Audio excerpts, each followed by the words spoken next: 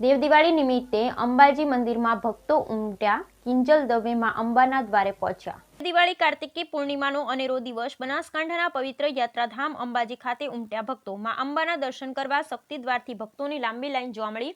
અંબાજી મંદિરને રંગબેરંગી ફૂલોથી શણગારવામાં આવ્યું છે. અંબાજી મંદિરમાં સવારની મંગળા આરતીમાં મોટી સંખ્યામાં ભક્તો જોડાતા જોવા મળ્યા.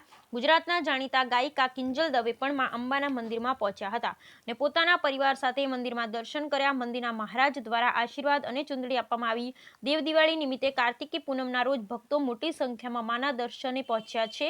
સેવાકીય સંઘ દ્વારા અંબાજી મંદિરમાં પૂનમે ભક્તોને વિના મૂલ્યે ચાની સેવા પણ આપવામાં આવી હતી અને મોટી સંખ્યામાં ભક્તોએ ચાની ચુસ્કી માણી હતી.